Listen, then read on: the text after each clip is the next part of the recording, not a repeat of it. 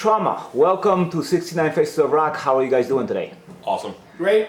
Introduce yourself and tell me what you do in the band. I'm Kris Gustofson, the drummer. Steve Robello, I play guitar. Excellent. Now, the new album is titled Awakening. You want to show the record? That's the new one. And that title couldn't be more suitable. Can you describe how you rebuilt that band? Well, over the years, we talked about it for quite some time, but it didn't happen until 2013 with the re-release of Scratch and Scream. So, at that point in time, that's kind of where it all started up again in 2013. Okay. Adding Brian Eno on vocals is a huge change. What were you looking for when you found him?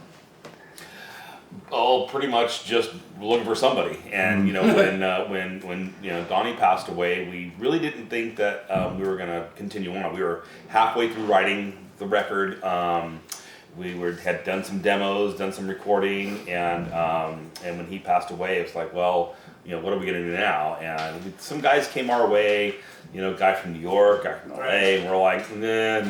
And then the producer, Juan Ortega, who produced Awakening, he said, hey, I got this guy, and he sent a video of him playing at a big festival in Europe with the Vicious Rumors, and I was just like blown away. Yeah. It was like, that's the guy, and that's how it happened. You know, we went from being dead in the water to revitalized in pretty much one video, one look at a video.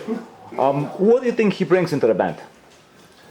I think versatility in, you know, not only our writing, but you know, he can do, you know, these just deep, you know, Chuck Billy growls. He can do that Halford scream. He sings melodies. He brings so much versatility He's a great to the vocalist. band. He's a great vocalist.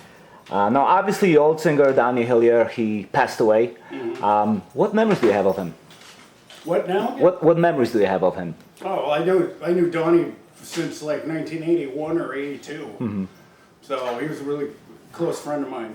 You know, even though when the band was on a lengthy hiatus, we periodically call each other. You know, but there's too many memories, so we'll be here all night. I'll bet. What was the writing process for the new album? It was a little complicated, you know, because we got, you know, held up halfway through, and with COVID, and I had written a bunch of songs, pretty much, you know, for Donnie's vocals, and which those songs are on the record, and there are one or two spots where we kept his vocals from the demos on the album Awakening, and but when Brian came in, I started to change how I was writing. I was writing heavier. I was writing more thrashy. I was writing for a singer that could, you know, give more metal punch. And so it really kind of switched gears. I think last four songs I wrote, were geared towards Brian. Now, this is probably the most powerful sounding record for Trauma. Was the idea to break any existing norms on with this one? Well, I like heavy music, and Kris said from early on, we got to write heavier, we got to write faster. We kind of wanted to go back to the band's roots a little bit, Bay Area thrash. you know, and you know, I think that's what we accomplished. Tell me about some of the songs, especially the ones that you like to play live from the album. Well, you know, a couple of them, obviously, we're playing some that we wrote with Donnie. You know, there's one in particular that sings about COVID. We were writing this record in the middle of COVID. There's a couple songs that we play live that I was able to, you know, write with my wife Rochelle. Wrote lyrics, "Death of the Angel" and "Walk Away." Songs we play live that I wrote with her. She wrote the lyrics, and that's real exciting. And you know, just being able to play these songs live with Brian is really great. And how many of them do you do live? We do 5 off the new record and 1 off of As the World Dies. How is the album being received? Yeah, we've gotten really fantastic reviews around the globe. Not really too many negative comments. Everybody seems to really like it once they hear it. So far so good. Yeah, I mean, what's there not to like? Yeah. Is this your first major tour like this, or have you toured like before? Yeah, this would have to be it. Yeah. Okay. No. The last time we did any kind of touring was in 2018 on the East Coast. Other than that, we've appeared at some festivals. Yeah. Some one-offs, you know, Right. week and a half out. But as far as doing a 31-day tour, we haven't done anything like that. How does it feel to finally be able to do it? Oh, we were super excited, especially to be out with Queensryche and Marty Friedman. You know, those bands are fantastic, really cool people. You know, everybody seems to be having a really good time, and yeah, we were super excited to be, invited to do this. Any challenges on the road? Yeah, there are all kinds of challenges. Yeah. living on the road's not easy. You know, Yeah. we're not in our 20s anymore. You know, it's important to stay healthy, which is not easy to do. You know, eating right and all those kind of things are difficult. It's a grind. You know. How would you describe the unity within the band at this point? I think right now we're firing on all cylinders. Yeah. Yeah, everybody's getting along, you know. And I think part of that is how accommodating both Queensryche and the Marty Friedman group, how accommodating they are with this whole process and working together as a team. Right. And as long as when things are going smooth, nobody's in arguments. When the band's playing good, nobody's arguing. And that's how it's going right now. Everything's very smooth, and it's a great process right now. Great experience. We're having fun. Do you regret not getting on a tour like this in the past?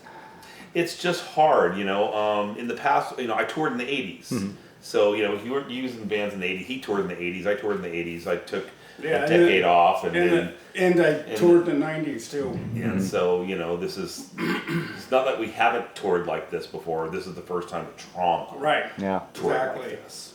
Yeah. Juan Ortega, he produced the album. What was he like to work with, and what did he bring in? Well, I mean, he's a great guy. He's produced some great bands, you know, Testament, Machine Head. I think, you know, as we're trying to, you know, have a heavier edge with Trauma, he was the right guy to bring in because he has experience producing some of those heavier bands that we really like. Yeah, he's got a really good set of ears. So I'll give you the first album. If you can show both albums, the first and the last, and now... Scratch and Scream. I know. And Awakening. When you compare your first album to your newest one, what comes to mind? Oh, God. Well, this was a long time ago. True. You know. Yeah.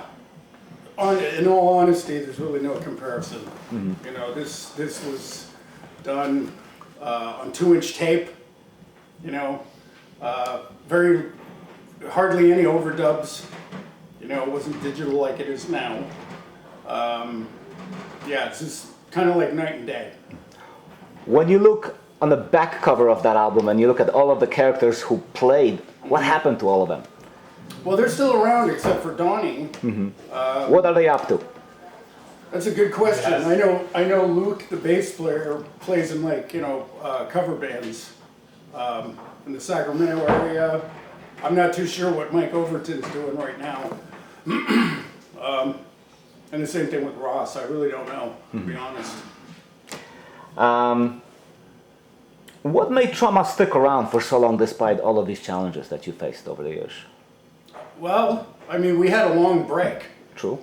You know, so we only started this thing back up in 2013. It really hasn't been that long, but Almost 10 years. the business,